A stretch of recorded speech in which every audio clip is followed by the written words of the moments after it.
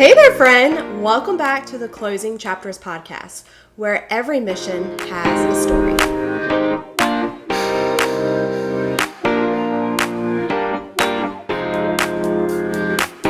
My husband said, Brittney, is it really worth losing a $10,000 commission? And he said, fix it. Just fix it. Make it happen. Hey there, friends! Today, we are going to talk about an interesting transaction. Actually, it was multiple transactions. So, we are going to dive in, and I am so excited to share this with you. For once, I was getting to help military clients be able to sell a house and buy a house and stay in town. Why is that so unique? Well, most of the time, if I'm helping a military family sell a house, that means that they have somewhere else to be, usually not close by. In this instance, I was able to help an Army family that was getting ready to retire and transition to civilian life, and he was going to be working as a contractor on the base. So, they had a really interesting story. This was not their first time that they had been to Sumter, South Carolina. Hence the house that we have to sell.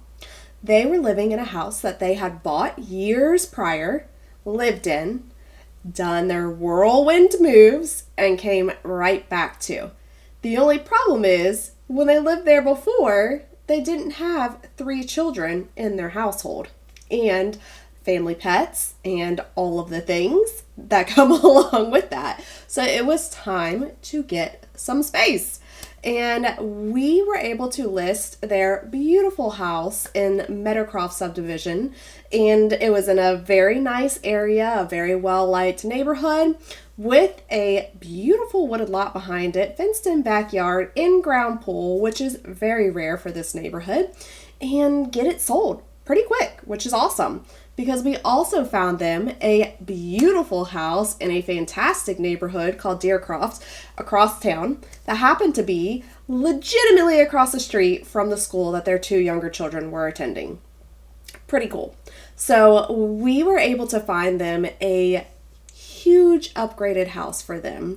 I'm talking over 4,000 square feet for $425,000. Now, this was back in 2019, folks. This house now would probably go upwards of $600,000 to $750,000, give or take. It was a really great property. It was an all brick home. It had a 2 separate bay garage attached on the side, nice big driveway with it, and then there was no neighbors behind it in a cul-de-sac. And downstairs had a primary suite, and then an office and another bedroom, and then upstairs was additional bedrooms as well.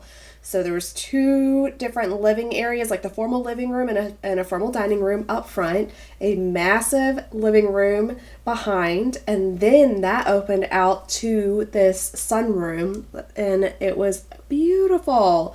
Kitchen was perfection. And that was one of the huge keys. My folks love to cook, and the wife actually had a business with a food truck in town. So it was super important to have space for all of her equipment and the capability for her to cook and prep and do the things she needed to do. So simply perfect.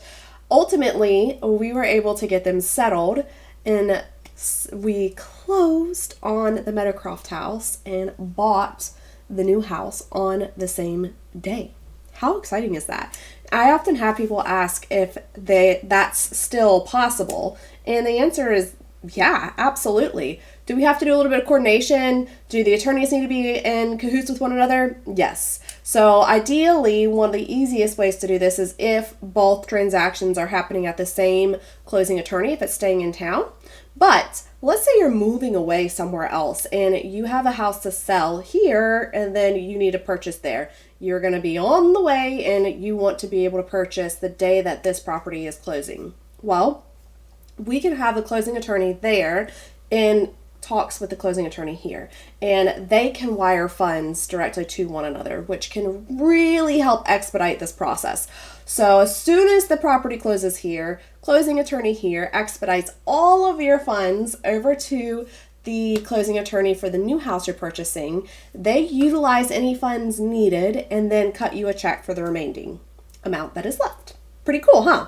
So that can really help expedite the process. Now, on the back end, there's some lender stuff going on, right? Especially if we're using VA loans. We might need to be getting the lenders to approve packets. We might need to be getting our eligibility released and reissued. So there's a couple of moving factors, but the end all be all is that it can be done. I have done it several times. So just make sure that you are talking very, very, very, very thoroughly with your agent, with your lender, and your attorney. We are the team together to help you purchase and sell properties. So that is where it can really make or break things. And also, this can be very state dependent, right? I am licensed in South Carolina, North Carolina, and Tennessee. So those 3 states, I know it can happen. There are other states where you close financially and don't actually get the keys until later. It doesn't record until later. I am not in one of those states, so that process is a little foreign to me. But just know that typically speaking, if there's a will, there is a way, but we have to plan it accordingly. So let's talk about how this transition went. Okay. One of the things is that I learned, I had to think about a nice way to say this. Lessons learned. When we were selling the prior house, we had an agent on the other side that gave too much information, documentation over. And a lot of times, there's certain parts of a transaction that between seller and buyer that seller and buyer are handling. And then there's a part of the transaction for the loan. And those two parts got intermingled, and the lender got involved on the buyer-seller side. And because of that, then we had to jump through additional hoops to prove something that the buyer and seller had decided amongst each other. And that got a little bit sticky and made it so that we were potentially going to have some delays. And it was very particular where they wanted this specific documentation out of packaging of materials, and we weren't quite sure how to get that. So anyhow, just a reminder that if something is between buyer and seller, keep it between buyer and seller. It will help you agents along the way. We are facilitators. We are not there to throw other parties into the mix of things when they're not to be involved. So anyhow, just food for thought. So we got past that hurdle. And then the next piece was that we were closing at 2 separate attorneys. The buyers for the existing home wanted to close at a specific attorney. A lot of times, unless we have a very specific reason, it's a lot easier for the whole file to stay underneath of one attorney's office just to keep everything expedited and costs down. And that was my seller's preference. It is always your choice who you choose to use as your seller or as your attorney when you are selling a house. It's just that the buyers typically fill in their contract who they are utilizing, at least for South Carolina. So there's that. And then we had to figure out getting, once again, money from this attorney to that attorney for our afternoon closing. And on top of it, it was how do we time it out? So there was enough time for us to get to this closing in the morning and get everything signed and turned over, do our final walkthrough at the new house, get to the closing attorney that afternoon, and make sure that the lender was taken care of simultaneously at the same time, that the attorney is good to go. So there was a lot of moving parts, which is cool. I'm always up for a challenge. And we ended up getting it all put together just fine.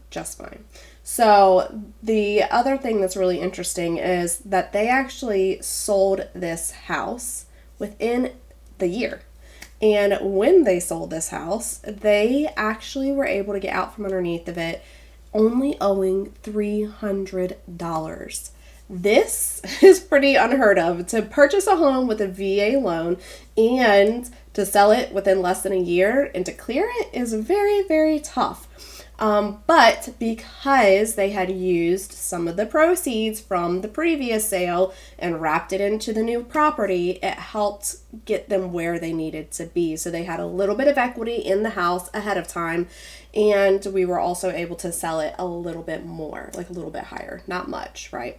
So Yeah, that was pretty cool. The part that was not so cool is that I was in Korea visiting my husband during the time that we were negotiating repairs, and the sellers would not pay for repairs. And it was like wood rot and soffits and stuff like that. So it was things that had to be done. And they were absolutely like not going to do it. I bought the house like this. It was fine like that. So they wanted a higher price, but they did not want to fix the condition of the home. Very frustrating, right? So I had an intermediary. I had somebody in my office helping me work the transaction. And she literally tells me, Brittney, like, let them sink, and she's right that I should have said, you know what, that is your choice, your decision. If you're not going to fix it, I'll convey that to the buyer, and you need to understand that we're possibly going to lose this contract, and I don't know when another buyer is coming, right? So this is not in a time where things were like hot and heavy yet, and this was a very high price point at that time for this specific area. So anyhow, I'm talking to my husband about it, and I'm about to lose a $10,000 commission. And for me, that's big money at that time, right? And even now, I don't have a ton of properties that I'm pulling in a $10,000 commission all the time. I help first-time home buyers the majority of the time in the military. So that means that I'm typically wheeling and dealing in some different price points. Every once in a while, I get nice juicy price points and we mix them all together, right? But for me, on average, this was a big deal for me. And my husband said, Brittney, is it really worth losing a $10,000 commission? And he said, fix it. Just fix it. Make it happen. So that meant that Brittney had to pay the contractor to come do the repairs that were necessary to help get this property closed.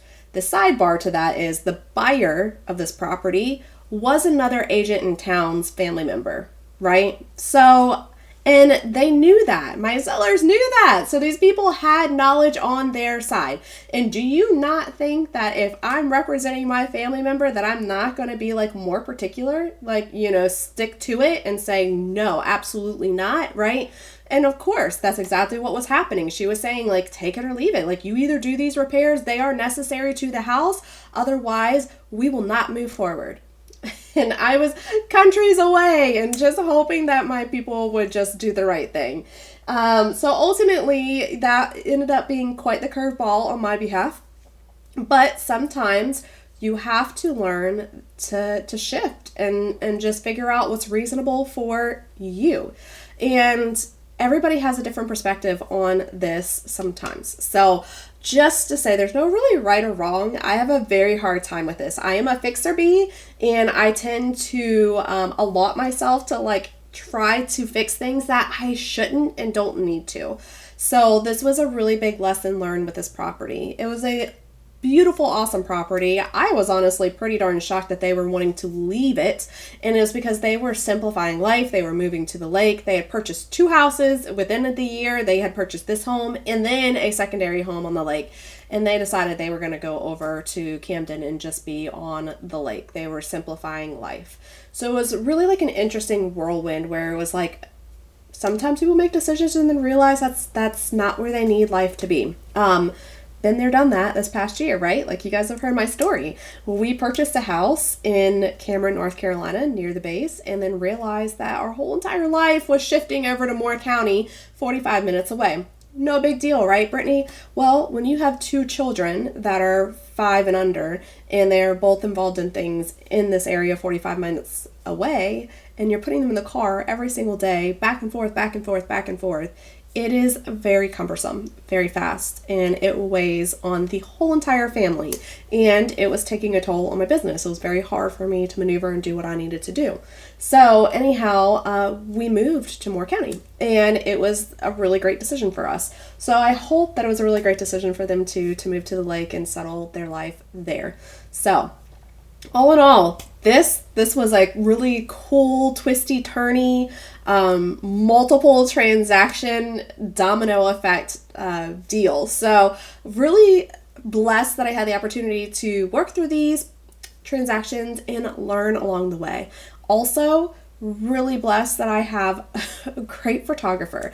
I still to this day remember the listing photos for both of these properties and certain things that I absolutely loved about each one of them and use them in marketing all of the time. So thank you, Paul. You are amazing. It's my South Carolina photographer. So if you are in the Sumter area and looking into getting into real estate and you need a photographer, reach out to me. I'll get you connected. But anyways, this is the long and short of my next transaction that was in June of 2019. $425,000 house, over 4,000 square feet.